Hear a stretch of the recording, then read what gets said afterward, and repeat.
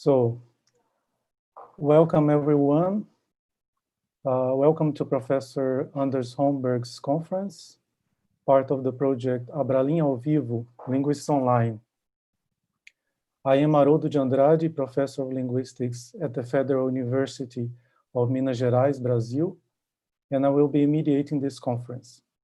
I would like to thank the organizers of this event for this invitation, an opportunity to get in touch again after many years, once I had the opportunity to first get in touch with Professor Holmberg while I was a visiting student in Cambridge. The project Abralim ao Vivo, Linguists Online, is an initiative of Abralim, Associação Brasileira de Linguística, in cooperation with various international associations, among which the following ones: le Comité International Permanent des Linguistes, l'Associación de Lingüística y Filología de América Latina, la Sociedad Argentina de Estudios Lingüísticos, la Sociedad Española de Lingüística, the Linguistic Society of America, the Linguistics Association of Great Britain, the Australian Linguistics Society, and the British Association for Applied Linguistics. Anders Holmberg is a professor of linguistics at the University of Newcastle, United Kingdom. His research interests are syntactic theory and comparative syntax. He was born and raised in Finland and is bilingual in Swedish and Finnish.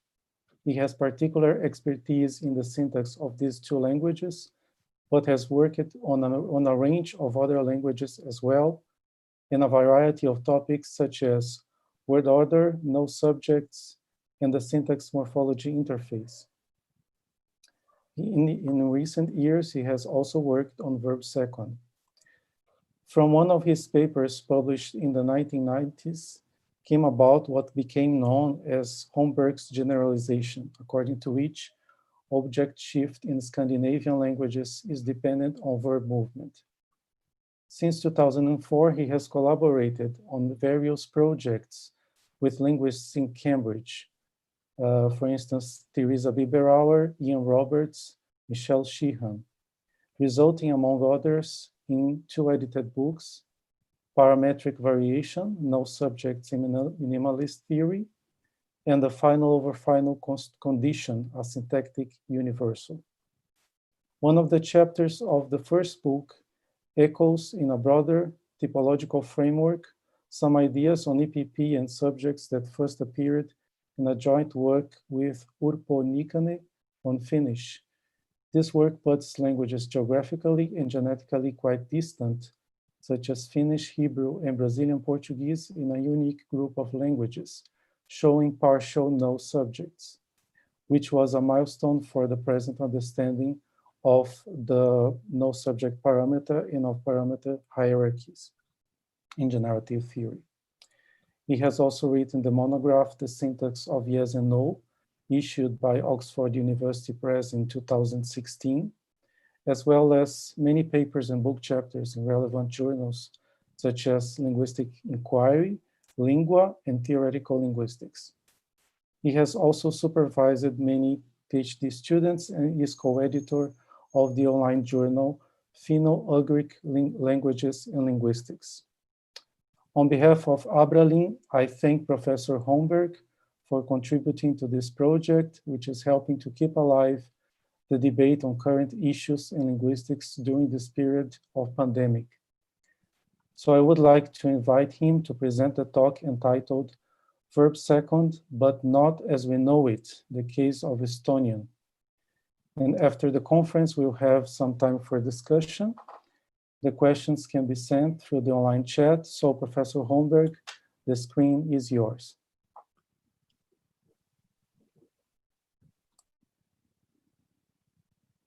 Thank you. Can you see me now? Yes.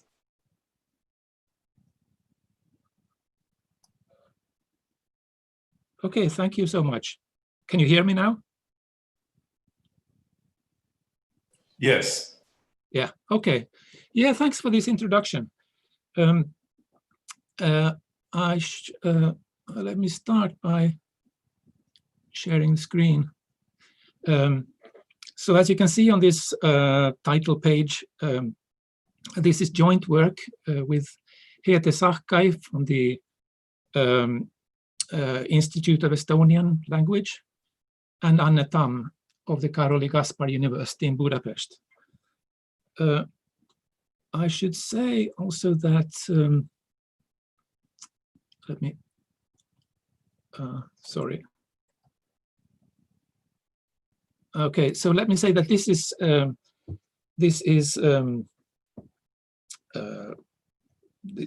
a project in sort of in the early stages in a way. We haven't worked on this for very long. So it's work in progress. There is no publication. We have there is a short paper on a short proceedings paper, but we're working on it, and we are very happy to have this opportunity to present this paper for a wide audience. Now, sorry, can you see me now? Because I can't see myself.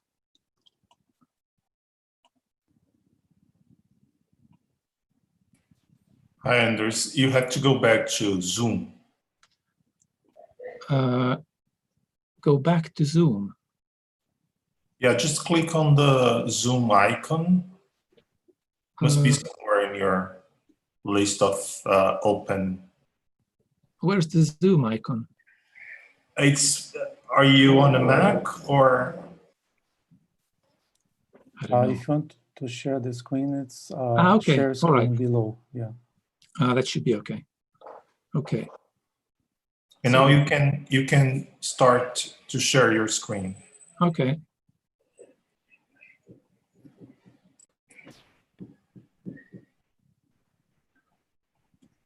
Okay.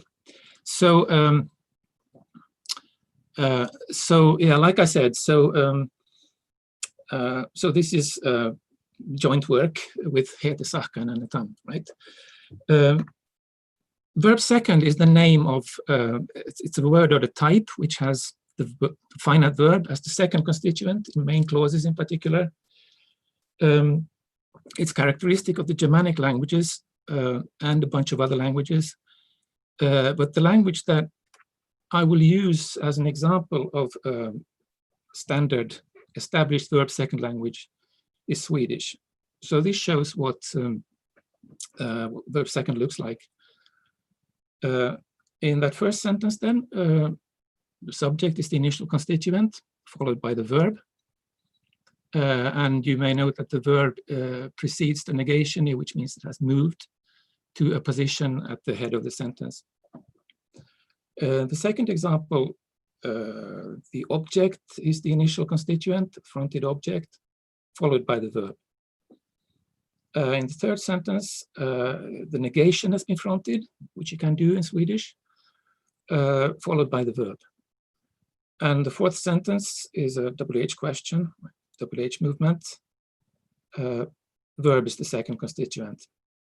And the fifth sentence has this constituent, this sort of frame element, initial, meaning as you know, followed by the verb. Right, so basically there are no exceptions. If the sentence starts with the phrasal constituent, the next constituent is the finite verb.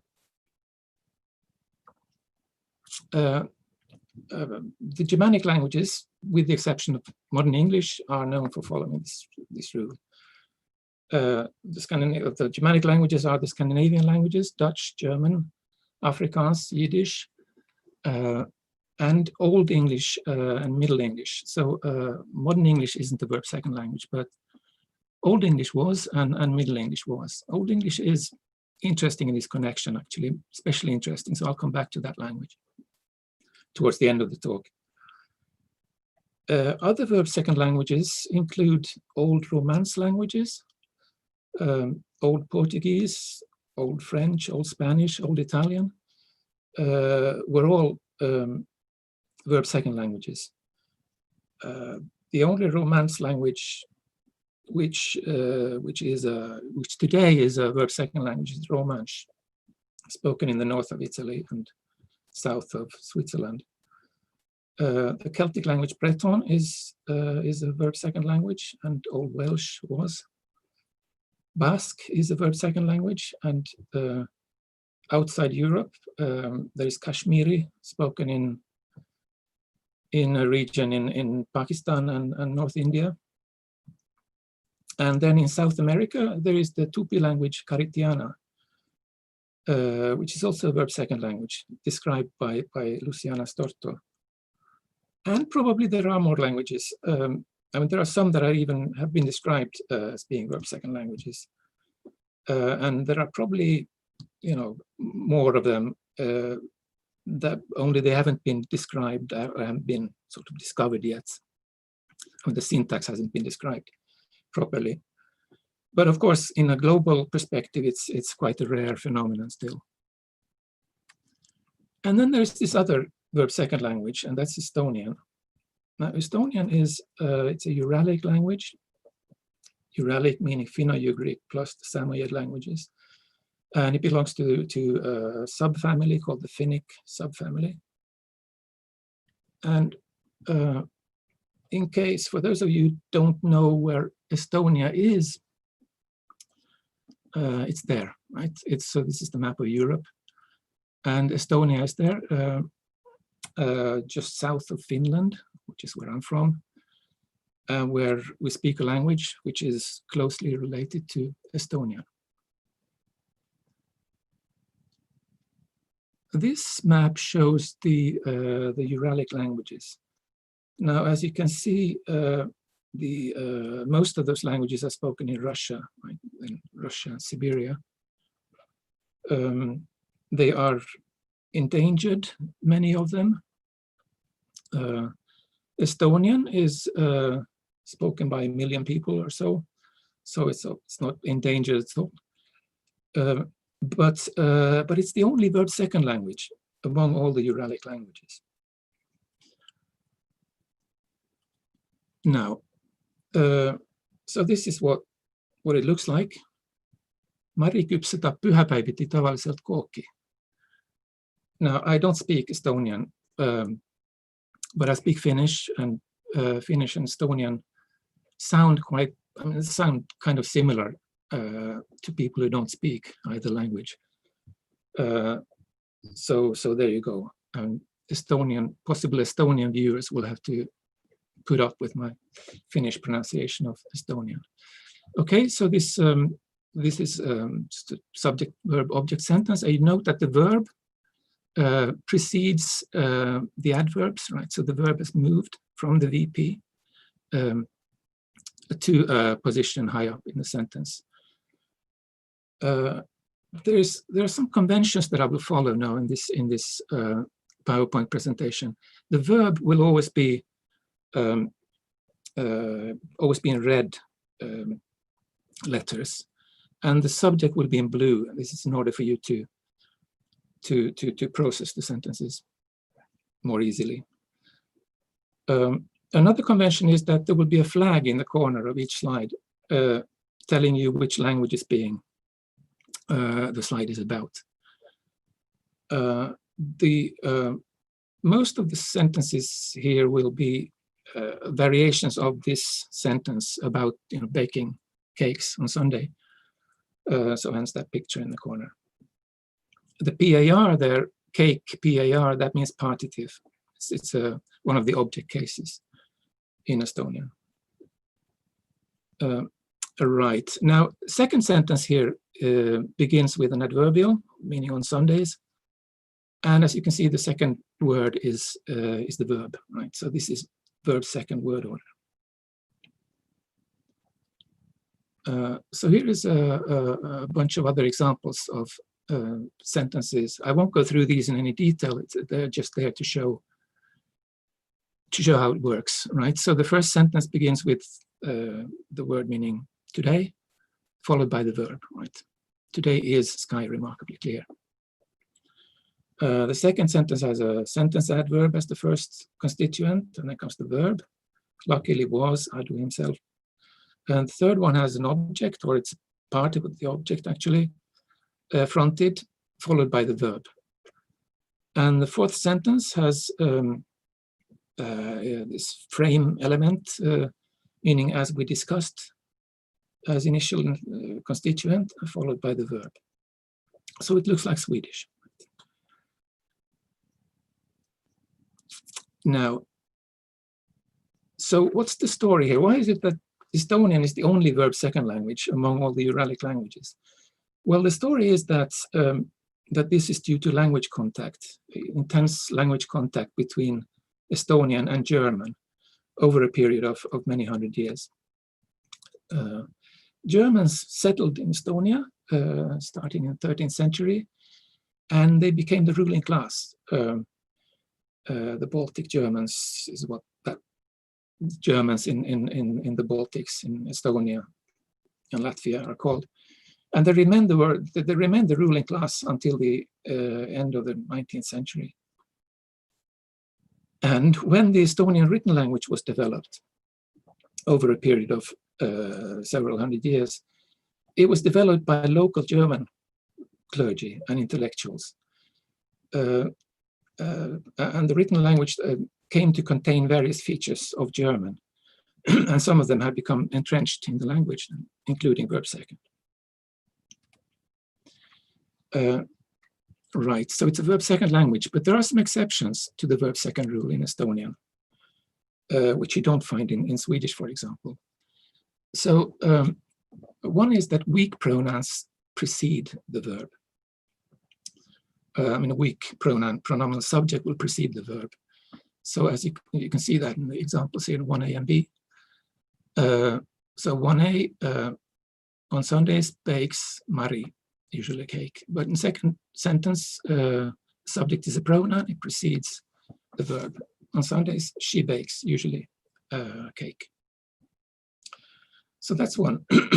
Another exception is that an accented verb tends to be clause medial or final. So as in that sentence 2 there, pühapäiviti Mari tavaliselt küpsetab midagi. On Sundays, Mari usually bakes something. So it's not verb second order. And third, sentence 3, there has the verb in final position. Another exception is WH movement. Okay, so you can say, taking that first example there, you can say, to whom is honey useful? Or you can say, to whom honey is useful? Or you can say, to whom honey useful is. So it looks like you can have the verb almost in any position in the WH question.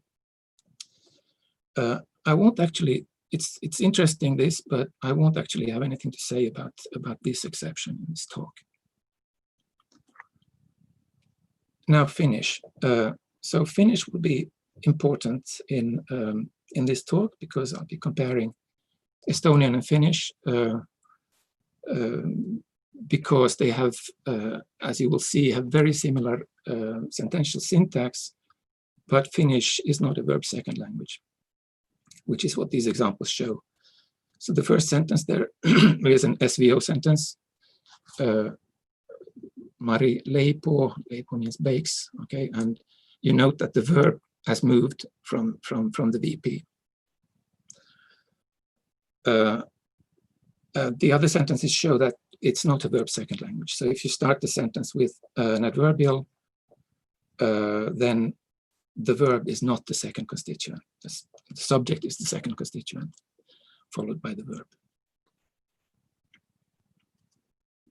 So in this talk now, I'll give a formal description of clausal structure, especially the left periphery, in Swedish, Finnish, and Estonian. And I will show that the Estonian left periphery is very similar to that in Finnish, different from that in Swedish, even though they are both verb second languages. And I will argue that the difference between Estonian and Finnish is not that the structure is different or that the constituents move differently, but it's due to how the clausal structure is spelled out, right, how it's pronounced.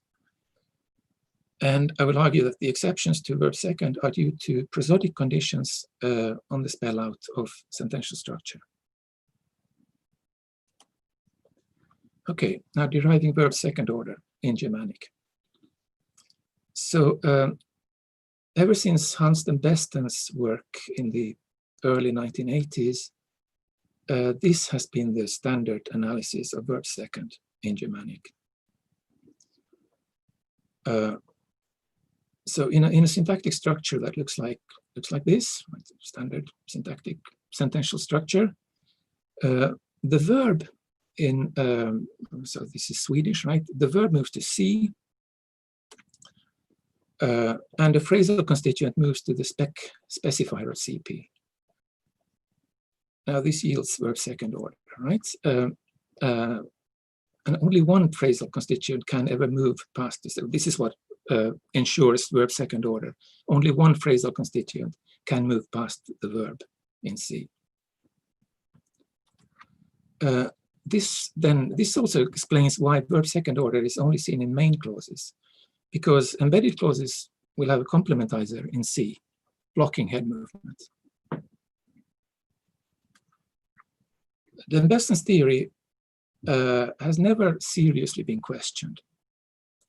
Not seriously. It's only been elaborated. Most work on verb second and syntax, on verb second syntax, you could say are like variations on a theme, which Hans den Besten introduced. He was the first one to propose this structure.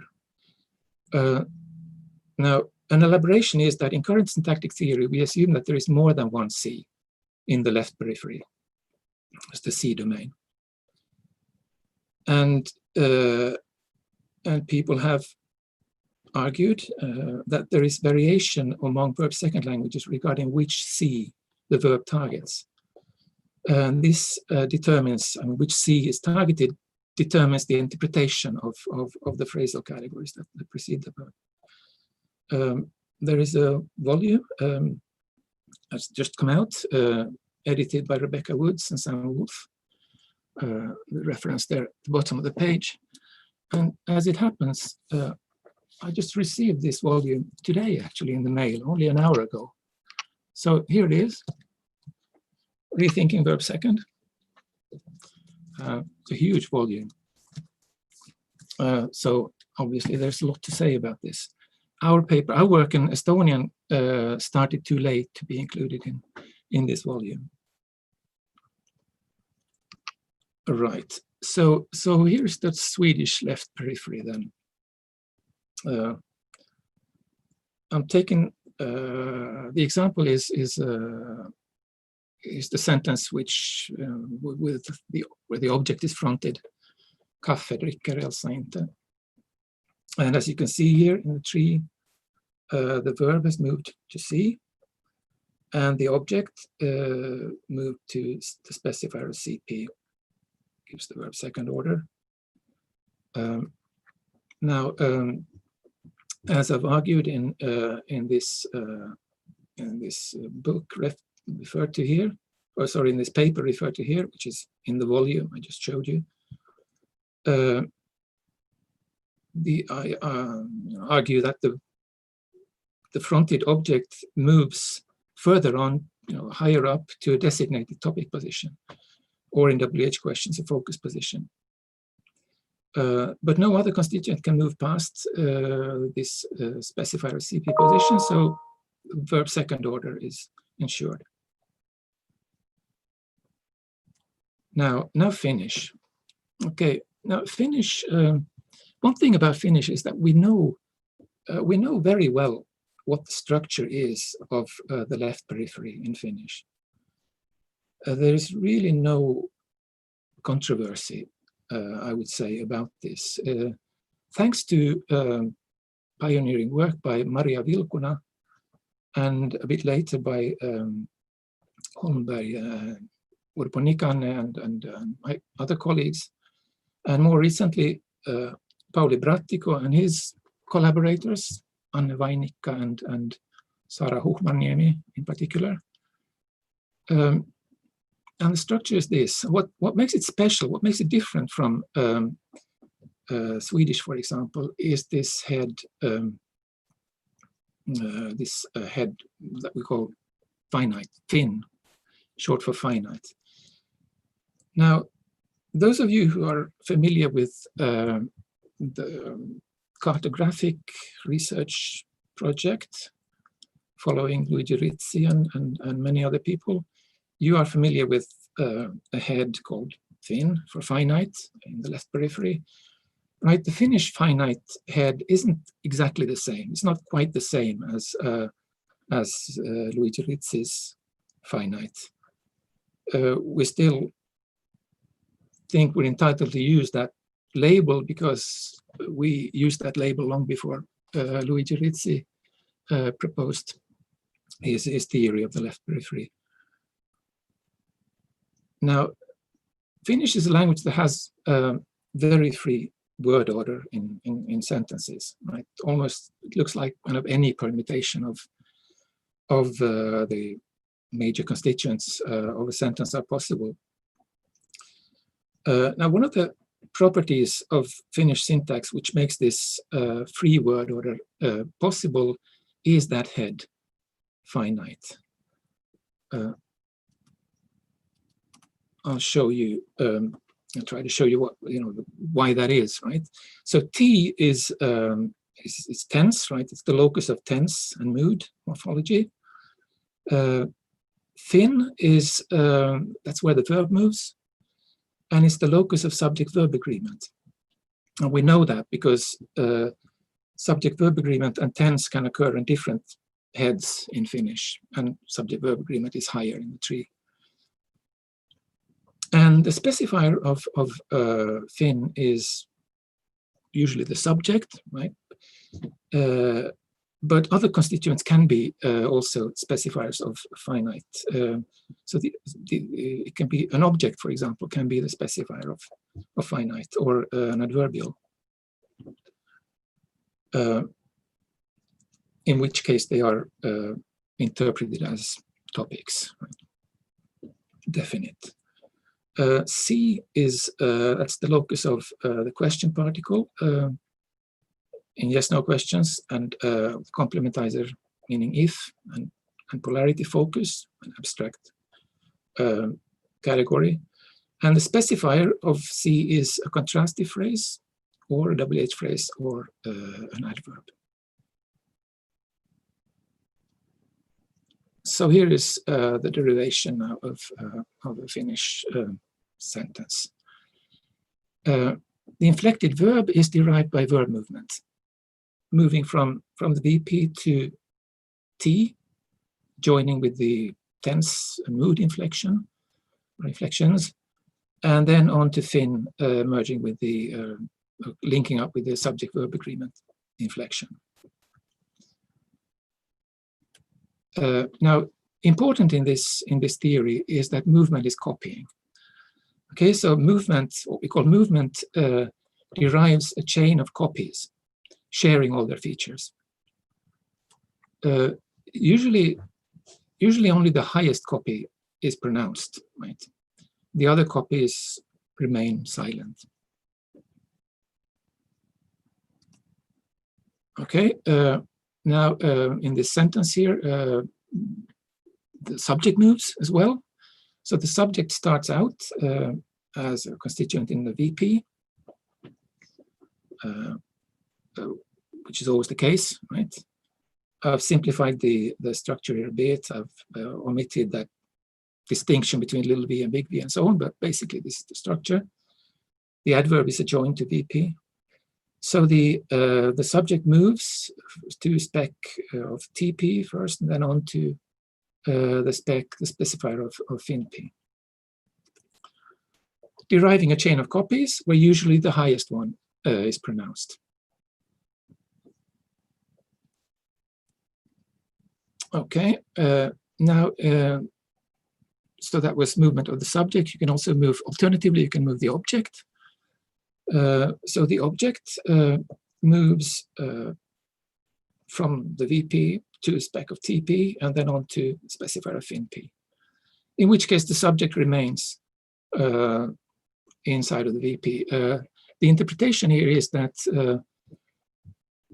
that the moved object is topic, definite also the cake, and Mari, the subject, is focus, right? So the translation can be the cake is usually baked by Mari, or it's usually Mari that bakes the cake. Now, the verb movement and the subject-object movement happen in embedded clauses just as well as in main clauses. It's not a main clause phenomenon. It's not a root phenomenon. So I have as example here, I have an embedded clause beginning with a complementizer meaning if. So it's followed by the subject and then the verb. Okay, the verb has moved, you can tell again because it precedes the adverbial. Or alternatively, if the cake bakes on Sunday, Mari. Okay, meaning if it's Mari that bakes the cake on Sunday. Okay, so this phrase, sentential category FINP, may be preceded by one phrasal constituent, only one, right? Which can be a WH phrase or a contrastive argument or an adverb or adverbial. In the example here, sentence 3 here, it's well, it's the initial constituent is the adverbial meaning on Sunday, and then followed by the subject and the verb, and so on. Or on Sunday, the cake bakes, probably Mari. Okay. Now note here that Finnish does not observe verb second. Okay. It's verb third. The structure is this basically. The on Sunday it's a PP, right? There's an abstract preposition there. In the specifier CP, and then the subject or the object in specifier FINP, and then the verb in Fin. Okay, so it's these two word orders.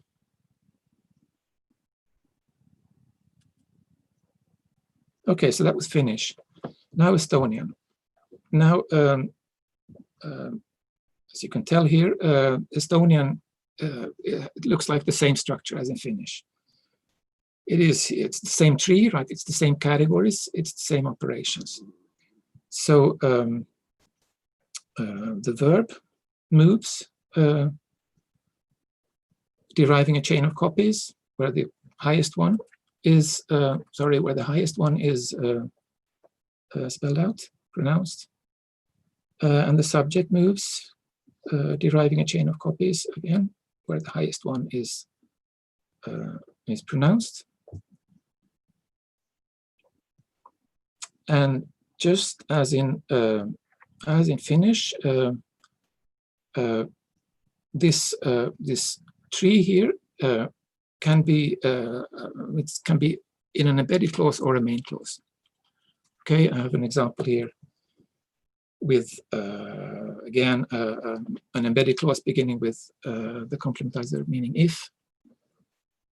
So if Mari bakes on Sunday a cake, or if a cake bakes on Sunday Mari, just as in Finnish, the object can move to the highest to the specifier of FINP.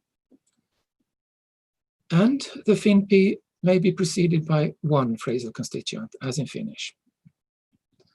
So in the example here, it's the adverbial on Sunday. And here you can see a difference now between Finnish and Estonian. In Estonian, this word order, the verb third word order is ungrammatical, right? You have to have verb second order.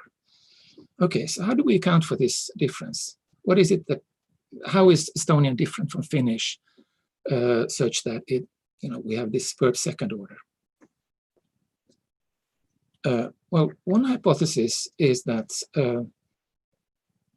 Estonian has verb second order because the verb moves to C. in Estonian, as it does in Swedish and German and the other Germanic Verb Second languages. So that would be as shown in this tree here. Right? However, there are good reasons not to accept this hypothesis. Recall the exception to Verb Second that I started out with. If the subject is a weak pronoun, then Verb Second is not observed, especially not in spoken language. So as in the example here, the word order is on Sunday, she bakes. Probably the cake, right? Not Verb Second. So in terms of this hypothesis then, the verb would not move to C when the subject is a pronoun. Now, why would that be the case though? Right? This is against what we know about movement. Head movement doesn't care what phrasal constituent intervenes between the two verb copies that the movement derives. And movement generally, WH movement, for example, doesn't care if, WH movement of the object doesn't care what the subject is. So take the example, take English. English has head movement from T to C in WH questions. So when is she coming, right? When is Mary coming? When is the girl you've been waiting for coming? The head movement from T to C doesn't care what the subject is. Now this is what this is head movement, right? It doesn't care what phrasal constituents intervene between the two copies. So this means, for this reason, then this just isn't the right analysis. So we reject the idea that the verb moves to C in Estonian. Okay, so here is this deriving Verb Second in Estonian now. So verb movement derives 3 copies, and the highest one gets spelled out. And subject movement derives 3 copies. And as I said, typically the highest one gets spelled out. However, well, this is what happens in Finnish, right? But not what happens in Estonian. So in Estonian, this is the hypothesis, right? There is a condition which blocks the spell out of the highest copy of the subject. And this, the hypothesis is that this is a prosodic condition. And instead, one of the 2 lower copies is spelled out. So the hypothesis is that the spell out of the copy of the subject or object in the specifier of FinP, when spec-CP is filled, is regulated by a constraint on the prosodic structure of the clause. This was proposed by Estonian linguist Nikolai Remmel way back in 1963. He didn't use these terms exactly, but that was the proposal, was that the Verb Second is due to a prosodic condition. We call it constraint 1, implying that there is another constraint 2, which I'll talk about in a minute. And this is the formulation then. An intonation phrase with a moved lexical verb immediately dominates no more than 2 prosodic phrases. Intonation phrase is the prosodic realization of the syntactic sentence, prosodic counterpart of the sentence. And the structure is here. So iota here is for the intonation phrase, yeah, and it dominates. This is a standard SVO sentence. The subject here makes up a prosodic phrase, and the rest of the sentence makes up a second prosodic phrase, which itself then is composed of prosodic word and 2 prosodic phrases. And here is the intonation phrase of a sentence beginning with an adverbial. So the adverbial on Sundays is prosodic phrase, and then the rest of the sentence, which, beginning with the verb here, is another prosodic phrase, right? So this sentence, on Sundays bakes Mari cake, has the prosody of an SVO sentence. Here, though, here is a sentence not respecting the verb second order. So it's on Sundays is the adverbial is a prosodic phrase, followed by the subject, which is a prosodic phrase, and then the rest of the sentence is a third prosodic phrase. Okay, so the intonation phrase immediately dominates 3, not 2 prosodic phrases, and that's what's ruled out. Here, though, the subject is a weak pronoun, and as such, it doesn't make the weak pronoun doesn't make a prosodic phrase. Instead, it's best analyzed as making up a prosodic word together with a verb. So, so this sentence then makes an intonation phrase which immediately dominates 2 prosodic phrases, which the constraint allows. Right? So the effect of this constraint then is that the highest copy in the sentence is not spelled out, because that would violate constraint 1, and instead the lower copy of the subject is spelled out, and this yields verb second order. Right?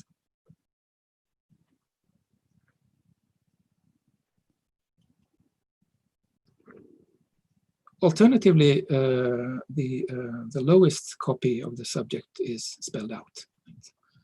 Which is the case when there is narrow focus on the subject. Yeah. So on Sundays bakes usually Mari cake.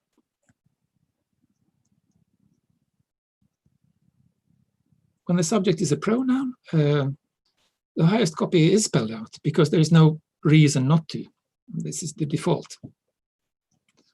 So so we get verb third word order.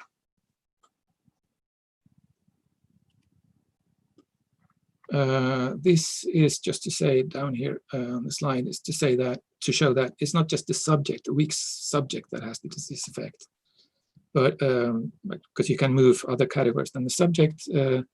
Here it's an adverbial phrase meaning with us or at us, which is here it's a weak pronominal form, and that allows the verb third word order. Okay, there's another exception then. I mentioned this exception at the start of the talk.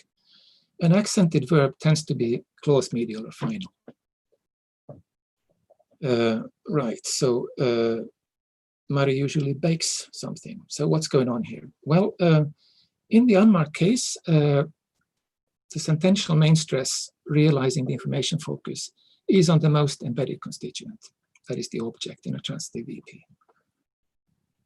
In English, right, as well as Estonian. So Mari usually bakes a cake. Yeah, she usually bakes a cake. But if the object is inherently presuppositional, if the object is such that it can't convey new information, then the stress shifts onto the verb. So in English, Mari usually bakes something, right? Same in Estonian. So there is a constraint favoring the realization of that stress within the VP, even when it falls on the verb in Estonian, right? The constraint we formulate it like this: the head of the intonation phrase is at or close to the right edge. The head of the intonation phrase is the constituent with main stress. Okay, so this condition blocks the spell out of the finite verb in Finn or in T. Right?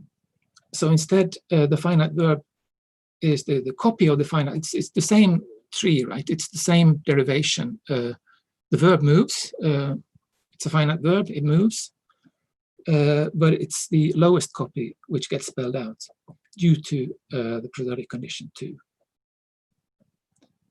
In this case.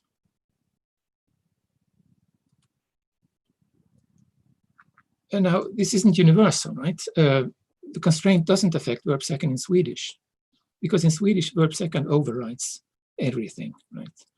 So, so in Swedish, we would say on Sundays, bakes Elsa usually something.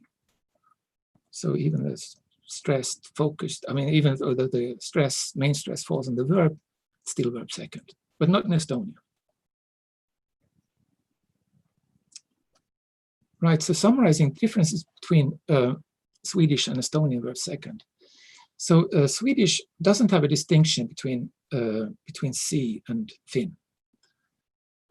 Spec-CP must be filled in main clauses, and no constituent can move past that spec-CP position.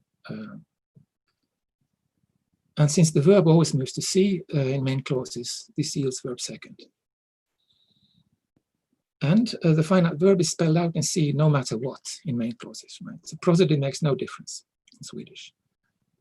In Estonian, the left periphery has these two heads, C and Finn. And the spell out of movement chains is subject to a prosodic constraint to the effect that a sentence with a moved verb should have the prosodic structure of an SVO sentence with those two prosodic phrases. This yields verb second then, except if the constituent in spec-FinP is a weak pronoun. And there is a second prosodic constraint, which ensures that only an unaccented verb is spelled out in Finn.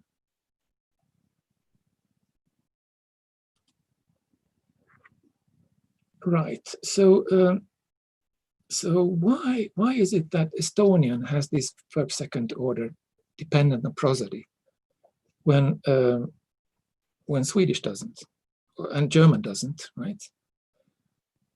And the story is that the Estonian verb second is taken over from German. Okay, so assume that Baltic German had the same verb second grammar that Swedish and Standard German have today. Okay, now this V2 order was taken over by Estonian speakers. Way back, right? But the syntactic operations that derive the word order in German were not taken over. Instead, this word order was integrated in the Finnic Uralic syntactic structure, which Estonian shares with Finnish. This is not surely not unusual, right? Syntactic structure, syntactic word order is taken over from another language, but the syntactic derivation of that word order isn't necessarily taken over. Okay, so now the way this was done, the way this word order was integrated in the syntactic structure in Estonian was by analyzing the V2 condition or the non-V3 condition as a prosodic matter. SVO sentences, which the most common word order, right? SVO sentences all have a moved verb, okay? Now they have a prosodic structure where the intonation phrase immediately dominates two prosodic phrases. Now it's a short step to generalizing this to other finite declarative sentences. They should sound like SVO sentences. Whatever constituent you start with, the sentence should sound like an SVO sentence. And this then, given that Finn was the highest landing site for the moved verb, gave rise to this this way of deriving the verb second. Right? So this is actually this is what I showed you earlier on the earlier slide. Okay, so finally, I won't go on for very much longer now. I would like to say a few words about Old English. Now, Old English is the one Germanic language which had a similar verb second system as Estonian has. So what these examples show then, if the subject is a lexical NP, then there's verb second order, right? So in this example, the conduit constructed the wise King Solomon, meaning the wise King Solomon constructed the conduit, right? Verb second. But if the subject was a weak pronoun, then that pronoun would precede the verb. So you get verb third, as in the example here. All the days he fasted until evening. Now the analysis of this, which is the most widely accepted one today, is the one that was proposed by Anthony Kroc in the 90s. Kroc and Taylor is a reference there, and Eric Heberle,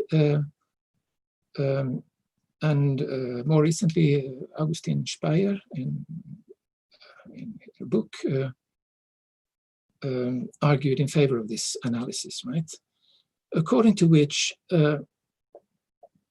in Old English there are two subject positions. Okay, there are two IPs, each with a subject position. So there's no the verb moves to the higher I.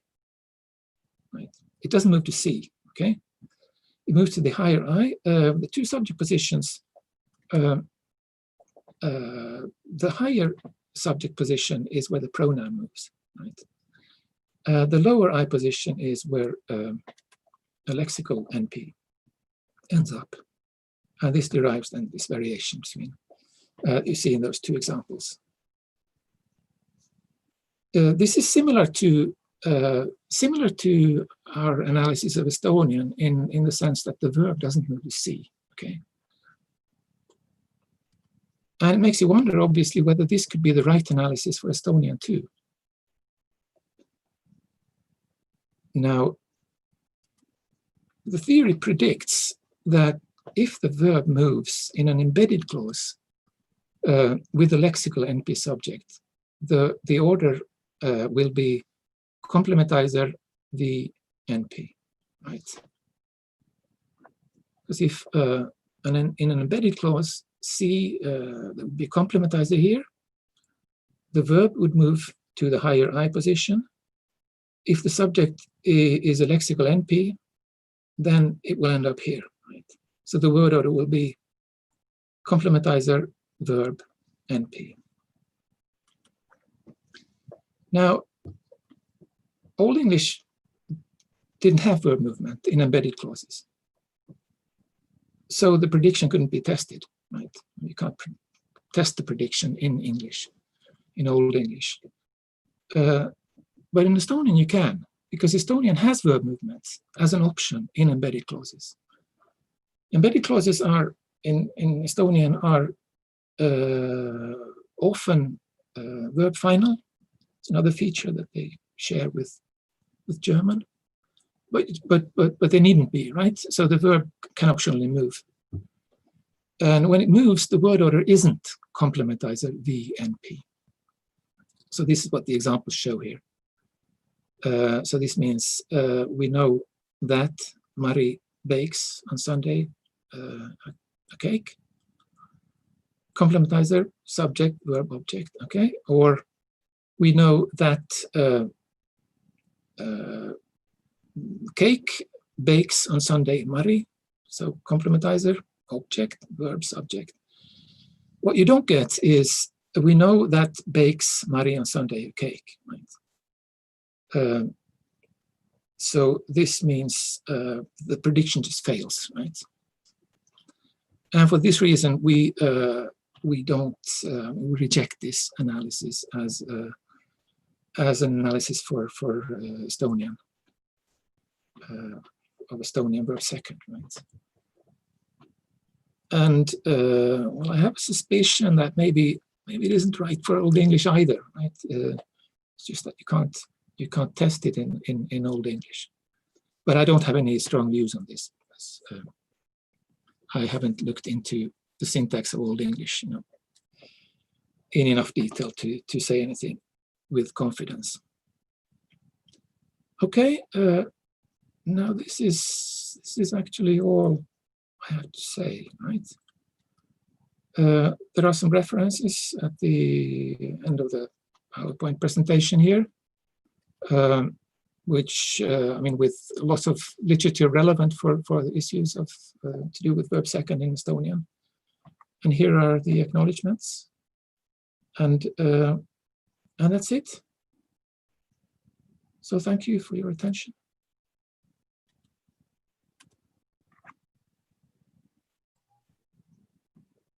Oh, sorry, Thank you. I should stop share. Okay. Okay. Thank you. This is very interesting. We are keeping receiving questions, so if people still want to send them through the chat. I have one question from Janaína Carvalho. Mm-hmm. She has asked, in a sequence of modal plus verb, can you get an order adverb, modal, DP, subject, infinitive, or base verb? It could indicate whether the verb really moves to C or not, favoring the intonational constraint. Yeah, no, you don't. So the word order, if there is a, say, a modal auxiliary, modal, restructuring verb or something, it's you have your initial constituent, and then comes the final modal verb, and then comes the subject, and so on. So you get or object, of course, yes. Okay, so you can have an adverbial, and then the modal auxiliary, then the fronted object, right? And then the rest of the sentence. Okay, thank you. Did that answer the question? Can you repeat the question again?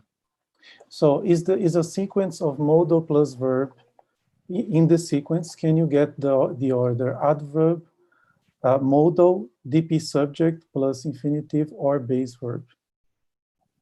Because this could indicate whether the verb really moves to C. I think you have answered. Yeah. No, it's that is the it's the verb second. That's the order you get, right? Now but the I mean, the analysis is then that this is, you get that order because, I mean, the structure is the modal is in Finn, right? The modal auxiliary preceded by the subject, but the subject isn't spelled out there. So that's why you get the verb second order in that case too. That's the analysis. Okay. She has also made another question. Is there any chance that this weak pronoun anteceding the verb is a clitic-like element? If it were the case, the verb would still move to C, but along with this pronoun. Yeah, along with the clitic. Yeah. This is. This is.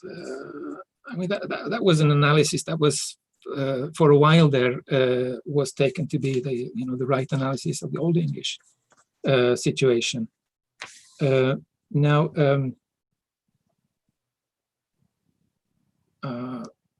That isn't. I can't actually think of. There are some. There is a good reason to reject that analysis for Estonian, which I can't think of actually offhand. I need to think a little bit. Okay, so maybe I'll come back to that. Maybe you can come back if you remember. Yeah. George Walkden has a question. He has also congratulated you for the talk. And the question is, the example of embedded V2 in Estonian is under no, the verb no. Have you checked other embedded contexts? It's been reported for Estonian that V2 is rolled out in certain kui if clauses. Yeah,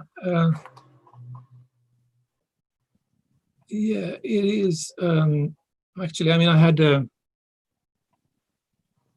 had a slide with that. with sentences with kui. So here is one. Can you share the screen, Anders? Oh, sorry. Yeah.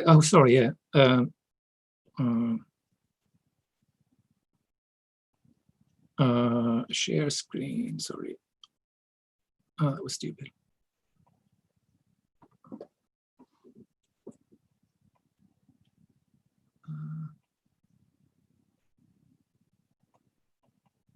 Oh, no, I can't come back to the.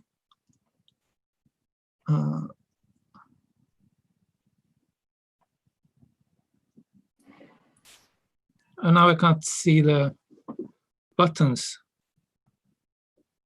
You have to move the mouse over the screen just to see the buttons. Yeah. But that's no problem. You can just do whatever you want.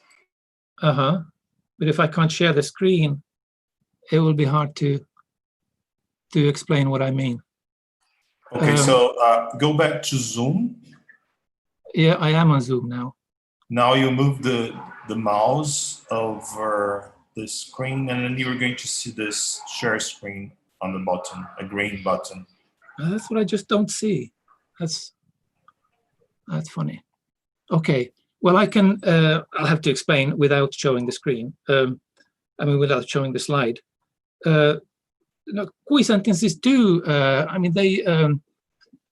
What you don't find in a sentence begins with if is you don't find. I mean, you can have the sentences I showed you earlier had the word order if Marie bakes, or if cake bakes on Sunday, Marie, right? With the object or the subject moved to that specifier fin position, right? What you can't have in a clause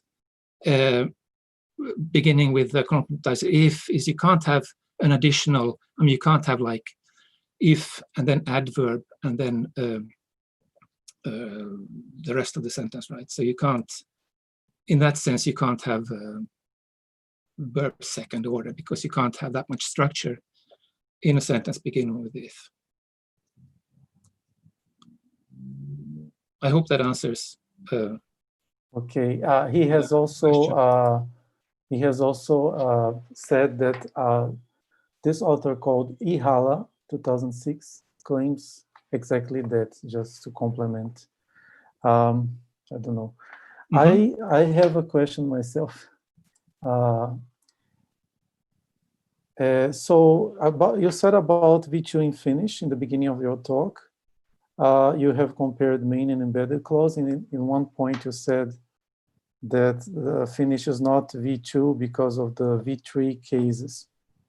But do you know how much is the percentage of V3, and couldn't it be understood as a case of relaxed V2 as Wolf and other people have proposed for other languages, or Old Romance, for instance?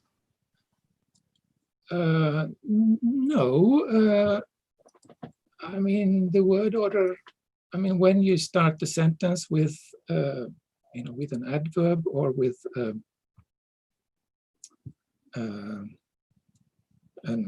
PP, then the next constituent is the subject. I mean, that's the standard word order, right? Is the subject in a specifier of FinP position. It's V3, right? Relaxed V2. No, it's not a case of relaxed V2. In fact, its matters are a bit more complicated, as they often are when you look at it more closely. But basically, there is just no there's no basis for thinking that Finnish would be like sort of covert or partial verb second language. Okay. That I can see. And do you have any explanation is there any correlation between the two constraints, prosodic constraints you have presented? Like in terms of stress, for instance? Correlation, no. I think they are two independent constraints. Of course, both of them mean that, I mean, they mean that prosody plays a role for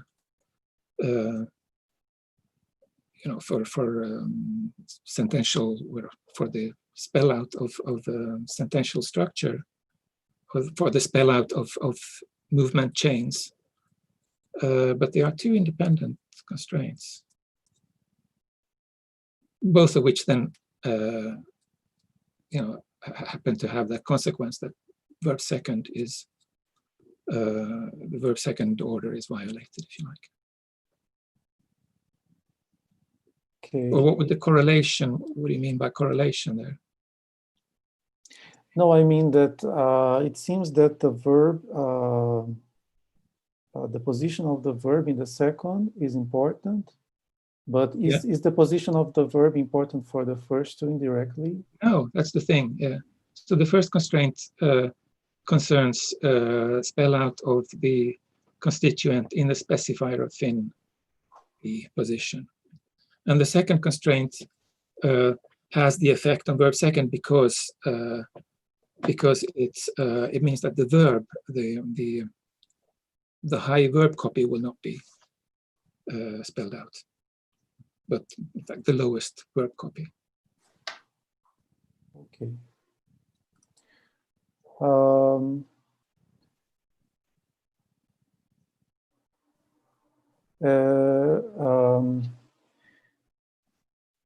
I think that there is another question now. It's from Eugenia Duarte. I just received it. Mm-hmm. She says that she feels a bit uneasy when you add some feature that is especially found in speech. Aren't we interested? No, this is just a comment. Yeah. I think that you are really considering speech data from colloquial language into consideration in your talk. It's just just a comment. I see. So it's the that I mentioned that the verb third word order with the pronominal subject is especially characteristic of spoken language. Right. No, I think that's yeah. It's a fair comment actually. My impression is that this the verb. My impression is from speaking to my colleagues about this is that this the verb third, the pronoun, the pronominal subject preceding the verb, really is quite general in the spoken language. But it's not, I mean, the other word order is acceptable as well in the written language. I think my feeling is that this is an effect of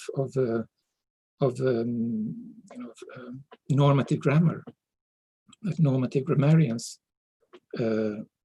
like that. I mean, verb second is the accepted word order, so they extended that to also to pronominal subjects. But apparently, I mean, this it's been in the language for a long time. I mean, this distinction between pronominal subjects, pronominal, and lexical subjects. So I think it's an effect of normative grammar that you find in and that you see that effect particularly in the written language, and I guess formal spoken language. So I think that I haven't received any more questions and comments. I would just like a general clarification about the contact with the Germans you have mentioned. Yeah. So do you have more information on that? Because it seems that in fact it gave a prosodic influence. The contact impacted first on the prosody. So were there many of them? Are there still communities, German communities? In over Estonia, there? Yeah. very little, right? I mean, I mean, I don't know anything about the history really, but the Germans mainly they left before. Well, they left after the independence of Estonia in 1920 or whatever. Most of them left Estonia and went back to Germany, I guess. So there, I suppose there are some maybe there, but it's tiny little minority. Yeah, I should say. I mean, there's a little bit more to say about this verb. It does look somehow convincing that verb second order was a result of language contact with Germany, with Germanic or German language. But there's still a question why this happened in Estonia and why it didn't happen in Latvia. Latvia is the neighboring country, speaking a different language, and they had Germans there as well. But present-day Latvian is not verb second, right? And Finnish didn't have any language contact with German, but did have with Swedish a lot, right? And Swedish is verb second as well, but Finnish didn't take over verb second word order from Swedish, right? So it's sort of interesting, actually. It makes for an interesting comparison of effects of language contact. Again, my feeling is that this has to do with differences in how of normative grammarians had. It's influenced by how the languages were standardized. Right? But again, this is something I need to look into much more closely, and I'm not sure that my Estonian colleagues, Ete, Sahka, and Anne Tam, really agree with me on that point.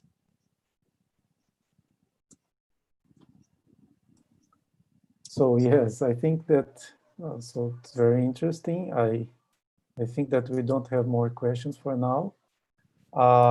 Good. And I thank you for the very nice talk. Thanks for the audience and the technical team, and Miguel, which is the president of Abralin, who has been helping us here during the presentation. I remind the researchers in Brazil about the importance of joining Abralin in order to strengthen the area of linguistics and to help spread the word about this project, Linguists Online. There are other conferences going on in the following days. Anders, if you want to add anything more, so feel free. I just want to thank you for inviting me to present this talk. We are very happy to have had that opportunity. So thanks to Miguel and to you and all the other Abralin people. Thank you. Okay, thanks. Bye. Bye.